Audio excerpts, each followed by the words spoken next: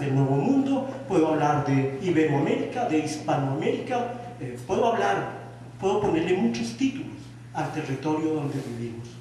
Sin embargo, Latinoamérica solo existe en el momento en que el proyecto panlatino fracasa.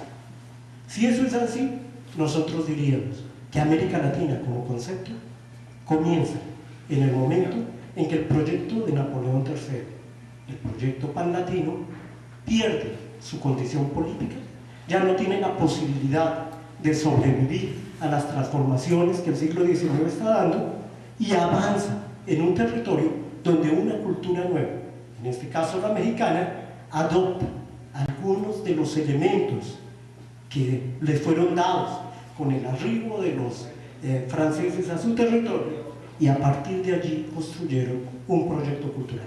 América Latina es un proyecto cultural, y es un proyecto cultural que comienza en esta crisis. Pero hay también más crisis. No es casual que Fernando de Lesseps, obviamente amigo de Napoleón III, familiar de su esposa, en un momento dado, terminado el canal del Suez, se ha hecho con bombos y platillos toda la celebración de la apertura por el Suez. El mundo ve a Francia y entiende que el proyecto tecnológico lo ha dominado este país. Sin embargo, llega a Panamá confiado, si ha cumplido con el Suez, ¿por qué no cumplir con el canal de Panamá? Comienza a hacer las primeras labores de excavación, no ha tenido información clara de los diferentes niveles de las cuencas de los ríos que permitirían vincular el Atlántico con el Pacífico, y esto hace que con fiebre amarilla y todo lo que es trabajar en el trópico, estos franceses pronto se vean minados. Y este verse minado llevará a que la mayoría de ingenieros y técnicos franceses tengan que salir de este territorio. Solamente queden algunos de los franceses que vinieron como mano de obra a permanecer allí en este territorio panameño y esperar durante varias décadas, cuando el proyecto de los norteamericanos ya tomará lo que han hecho los franceses y llevará a final buen término el proyecto del Canal de Panamá ya al inicio del siglo XX. O sea, final del siglo XIX, los franceses, en este caso, están mostrando que la tecnología de este proceso de modernización que han llevado ha permitido unos desafíos, en algunos casos los han cumplido, en otros no. Pero en nuestro territorio, estos grandes fracasos de este mundo centralizado en el París de Napoleón III, el París de Haussmann, el París de este Baudelaire y de todo aquello que significaba esta ciudad, al llegar a nuestro territorio se ha transformado. En el momento que aparecen estas crisis, también aparecen unas interesantes noticias sobre el mundo latinoamericano. Allí podemos leer las primeras palabras que dan marco a una definición de un contexto que para hoy, para nosotros, es apenas convencional: lo latinoamericano. Somos latinoamericanos y somos modernos a la vez, y somos latinoamericanos y modernos porque nacimos de la crisis de un proyecto político y de un proyecto técnico que dio como resultado dentro de esa crisis el desarrollo de un pensamiento local que llevó a que el proyecto cultural se hiciera realidad. Hablar de arquitectura, pues, implica hablar de estos procesos que le dan una sustancialidad a la transformación. Y hablar de estos proyectos en la crisis también nos lleva a entender que la arquitectura es arquitectura cuando logra entender las transformaciones que ocurren en un momento histórico y en una condición específica. Hablar de arquitectura latinoamericana no es hablar de cualquier arquitectura en el siglo XVII, XVIII, XIX, XX o XXI, sino que hablar de la arquitectura latinoamericana es entender que el proceso de pensamiento que se genera en nuestro territorio a final del siglo XIX va a producir una serie de hechos que para nosotros sería muy interesante analizar. Este es un primer proyecto que para mí es fascinante y lo puse allí porque tiene que ver con las ciudades donde ustedes viven. Este proyecto es el pabellón de exposición de la Feria Mundial de 1939 que representaba a Brasil. 1937, Getúlio Vargas había sacado la nueva constitución de la República Brasileña. 1930 había tomado el poder por la fuerza y se había convertido en el dictador de la República Brasileña.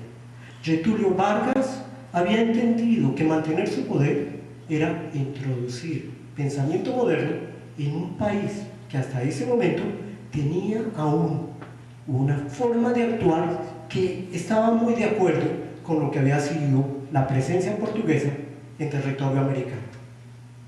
Getúlio Vargas entiende que modernizar implicaría a la vez definir qué sería lo nacional, en este caso lo nacional brasileño, y que construyendo modernamente lo nacional brasileño le daría sentido a su permanencia en el poder.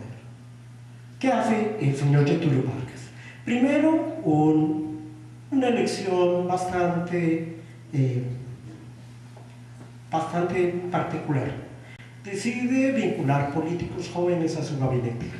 Quizás uno de los más interesantes es el joven Gustavo Capanema, un intelectual que además no era ni de Sao Paulo ni de Río, era de provincia, quien se encargará del Ministerio de Educación y Salud. Para el Ministerio de Educación y Salud hay una serie de interesantes propuestas. Obviamente, entre estas propuestas, si tenemos un ministerio que deba ser fuerte, debemos hacer un edificio moderno, brasileño y que tenga trascendencia.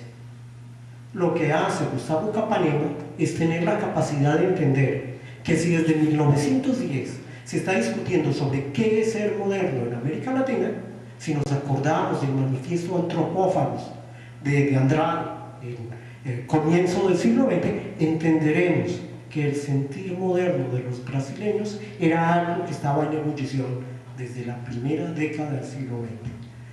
Llega Getúlio Vargas y trata de convertirlo en realidad, hacer un Brasil nacional, pero a la vez un Brasil moderno. Vemos a Gustavo Capanema que le plantea que la única manera de hacerlo es con elementos significativos, y esto es arquitectura. Tener un edificio del Ministerio de Educación y Salud moderno es importante. El dictador ha organizado, obviamente, con sus colaboradores un concurso, pero ese concurso da como resultado un edificio que podría ser lo más convencional dentro de la arquitectura de las primeras décadas del siglo XX para los brasileños. El profesor Arquimedes Memoria, en ese caso era el director de la Escuela de Bellas Artes en Río de Janeiro, es familiar, cercano a Getúlio Vargas, se gana el concurso, se hace todo el proceso de premiación.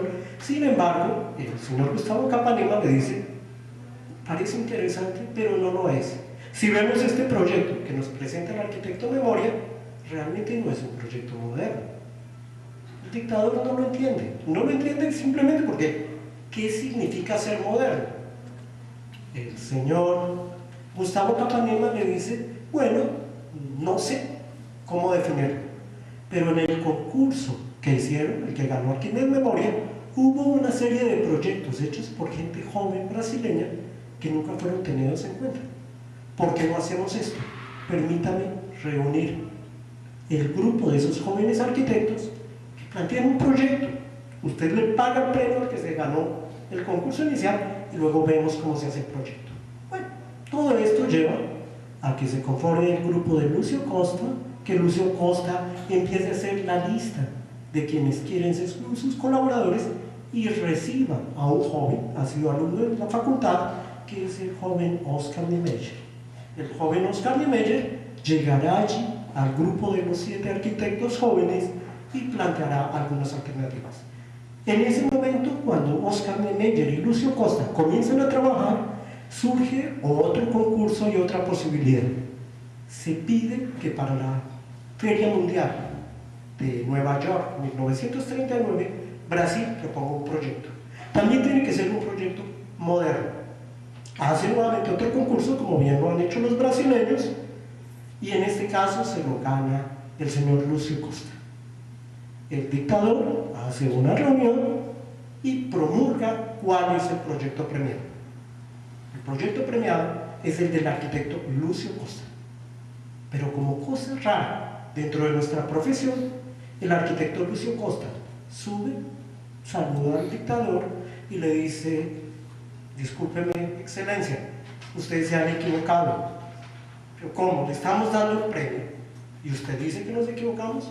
Entonces dice: sí me están premiando porque mi proyecto es el mejor, yo tengo que decir que el mío no es el mejor. Obviamente esto genera desconcierto y el señor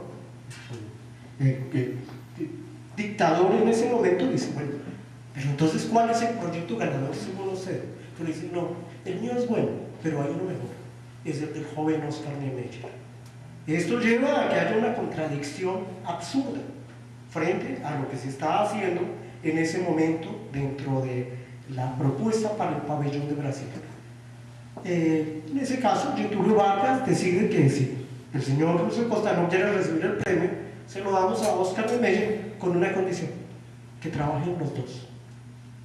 Ve que lo que está diciendo Lúcio Costa no está fuera de foco. Ve que lo que está proponiendo es una arquitectura brasileña que vaya más allá. Él no quiere ganar con su proyecto, sino quiere una arquitectura que realmente satisfaga lo que quiere ser Brasil moderno. Los dos diseñan este proyecto en 1939 y lo construyen aquí en Nueva York. El proyecto es muy sencillo. Bueno, en esta imagen no se ve mucho las plantas, están arriba, está junto al pabellón de Brasil, en la parte posterior de lo que fue la Feria Mundial de 1939. Lúcio Costa y Oscar Niemeyer viajan y en el viaje mantienen comunicación con Le Corbusier, quien había estado como asesor del concurso de la Secretaría de Educación y Salud en Río de Janeiro un año antes. Y le cuentan cómo va el proyecto que están desarrollando, que están haciendo. Lúcio Costa le describe en varias cartas cómo están trabajando el diseño del pabellón. Lo interesante para mí es cómo el proyecto que logra el señor Oscar Niemeyer y Lúcio Costa empieza a adquirir una condición tan particular que los medios internacionales empiezan a ver en este proyecto brasileño una posibilidad de nueva arquitectura. La próxima. Es un proyecto fascinante. Es un proyecto definitivamente maestro de un joven arquitecto, Oscar Niemeyer, y de una persona con algo de experiencia como Lúcio Costa. Estas imágenes corresponden al álbum que se publicó aquí en Nueva York en el 39 para presentar los pabellones. Obviamente les interesaban 3 pabellones, en particular el que tenía que ver con Brasil. Una amplia rampa partía del nivel 0 e iba subiendo, atravesando el segundo de las plantas y generando una serie de salones donde el gobierno brasileño llevaría obviamente su arte, su literatura, las producciones que tenían en ese momento en unos espacios de una flexibilidad y una armonía que podemos verlos en las imágenes que están allí. Al llegar de la parte baja por la rampa, llegaríamos a este cilindro que sería el borde externo del auditorio, totalmente elaborado en una tipografía sobre el concreto, donde se contaba la historia reciente de Brasil. Ingresábamos allí y luego podríamos pasar a la zona de exposición al lado izquierdo o ingresar al auditorio a escuchar alguna de las conferencias que tuvieran preparados los brasileños. El espacio alargado correspondería a estas 2 imágenes, unas placas ondulantes, una estructura de una limpieza destacable y una transparencia hacia el jardín con un lago donde flotaban victorias regias, donde se tenía algo de vegetación brasileña y unas jaulas con algunas de las aves características de la Amazonía brasileña.